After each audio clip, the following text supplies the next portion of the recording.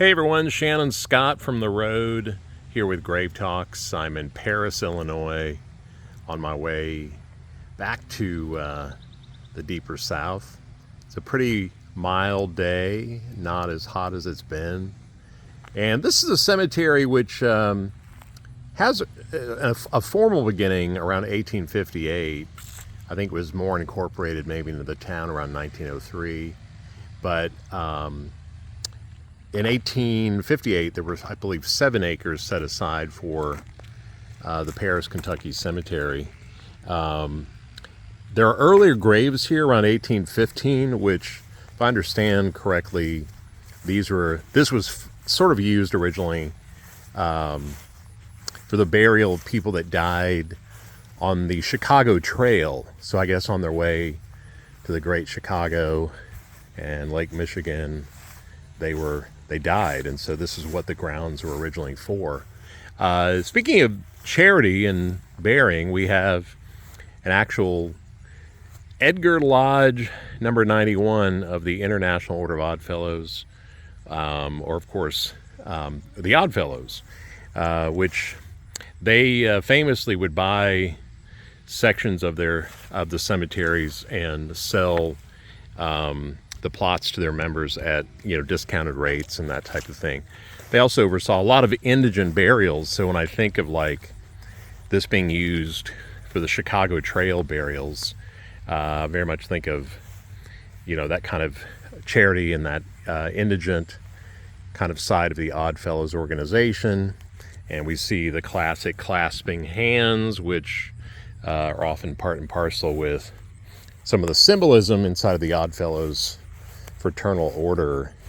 And of course, for those that don't know, and at this point a lot of people do know, but they're often called the 3-link fraternity: friendship, love, and truth. Although sometimes I've seen it as trust, but nonetheless, friendship, love, and truth, the 3-link fraternity.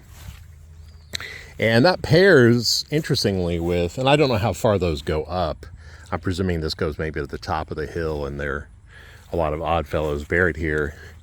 But the Odd Fellows also pair up with the Freemasons, who have got a pretty elaborate stone with basically a marker discussing the ancient, free, and accepted Masons of Prairie Lodge number 77 and Paris Lodge number 268.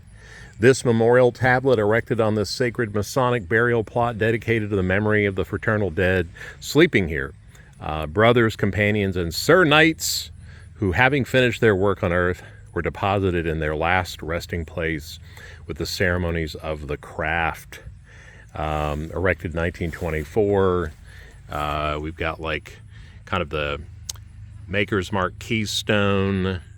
I'm not sure. I know the symbol in a sense, but the Palestinian number 27, or Palestine 27, kind of the victory of the crown. There was that very distinct Masonic symbol of the compass and the square. Over here, a little more elaborate. Joseph Davis, H. Davis, Dias, Council. And we see the trowel there for the Masonic work. So that's probably a very high order. Don't recognize all that. But anyway, Jonathan Mayo, Mary Morgan, 1793 to 1885, 1804 on her to 1888. Married November 6, 1817. Lived together 67 years. God almighty. Came to Illinois in 1870. I said Illinois. Whoops. Illinois in 1817. Colonel Mayo organized Edgar County. Served as captain in the Black Hawk War. Was circuit clerk 21 years. Was a most upright and honorable citizen.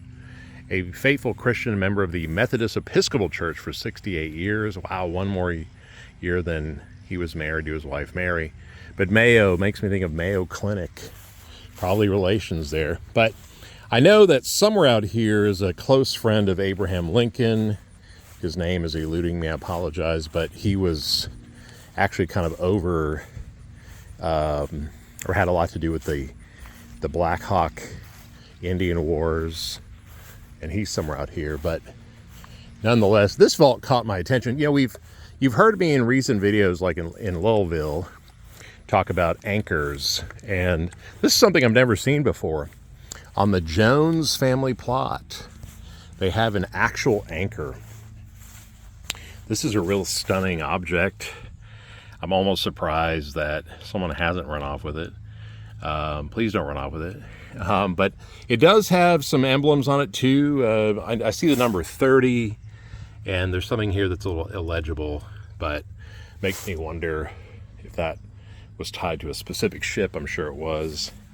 But there may have been a real maritime connection here with the family being in shipping, or maybe a sea captain. Ooh, the door's a little cracked, but can't really see much in there. But yeah, that anchor, really a symbol of their faith, that everything they were doing in this life was anchored to Christianity. And it had many symbols in history. So, for example, or many meanings in history, but primarily where we get the anchor symbol is that in the early enclaves of the Christian faith, when it was extremely dangerous to be one, that they would hold these secret meetings, and on the corners of buildings and villages and towns and small hamlets of life, I suppose, but they would draw anchors on the corners of buildings which acted as arrows, and they pointed to secret meetings being held in like the 2nd and 3rd century A.D. So the anchor has a long history within the Christian religion, and of course others. But anyway, beautiful, beautiful vault.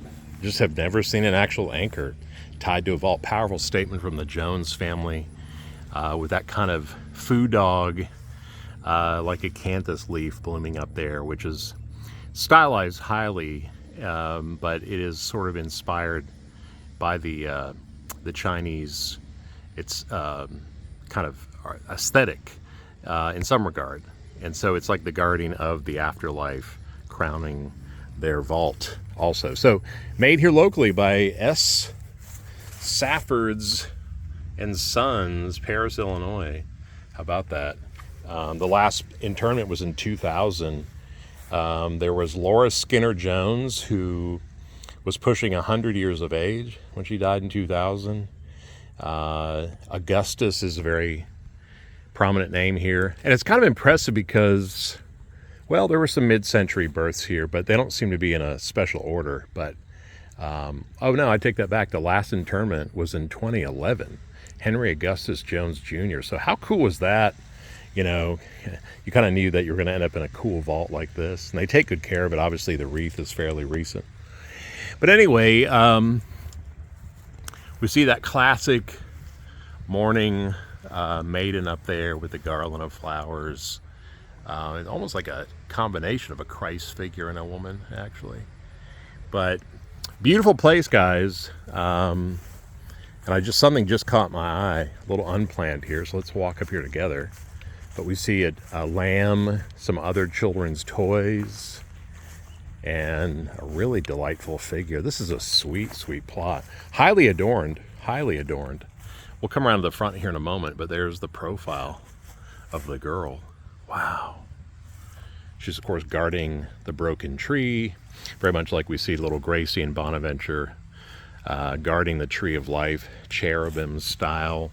But that's a great lamb. It's a stone cast, little angel, little dinosaur toy. Other toys here along the base. But this is Sallie Hume, I would say.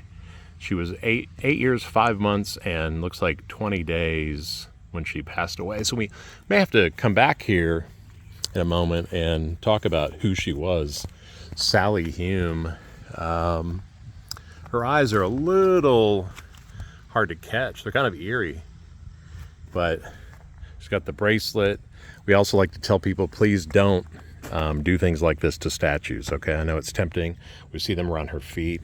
These will actually discolor and can interact with the stone and cause it to age faster. So I know that's sort of a tradition. If it's your family plot, hey, knock yourself out. But Just a warning, you don't want to put things like that on statues. Oh wow, this is kind of dramatic too. We've got a guy, Weeden, which is a strange name, W-E-A-D-E-N. That's an interesting name. Weeden S. Hume, died 1874 at 54, 5 months and 120 days or 120 seconds. So that's a classic where you see them actually identifying the seconds.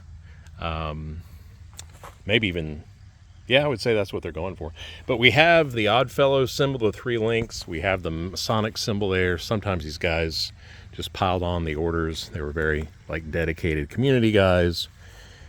But yeah, my darling Sallie, and she's got an anchor. There we have it again. Wow, another anchor, big chain, kind of broken too to show that she's gone. With the cross, of course, we see some morning glories that are blooming open to show that, that she lives on, basically. And then all of these great pieces here. This is interesting. Mother's baby. Wow. It's like a footstone that looks like it broke now. It's probably here, but that's interesting. You don't often see that. But lots of decorations. Again, guys, just, a heads up. If you want to honor a statue like this, just put things along the bottom like that and not on the statue itself. But I don't know who owns it, so we're just going to leave things as they are. But this is just really, really beautiful. Wow, such great details. No sculptor name that I can detect, but it has age too. But we'll see if we can't find out something about Sallie Hume and comment in the description. So guys, just a little video here from the beautiful kind of hilly cemetery, the Edgar Cemetery of 1858. And it's vast. I'm not sure the total acreage now, but there's some good mausoleums here. There's one other story we're going to try to do here at the McKinley family plot, kind of an urban legend type thing, but we'll see if we can't track it down. But thanks for supporting the channel, guys. Thanks for encouraging me to push on and share these kinds of things with you, the viewer. Again, our whole goal is to just keep it classy, keep it conversational, a little fun, a little funny, some entertainment, I hope. But really, it's just about you and me and hanging out in this world of ours and trying to just do some basic stuff, get back to nature and, some free things like this, right? Just wanderlusting and talking about cemeteries and people and history and just, again, this is what these places were all about at one time, and for many, they still are. So if you're in that camp with me, I just appreciate it. But please, comment, share. If you've got questions, I'll do my best to answer. Feel free to put all that stuff in the comments. But we're going to see if we can't track down the McKinley plot, do a little video there. So stay tuned.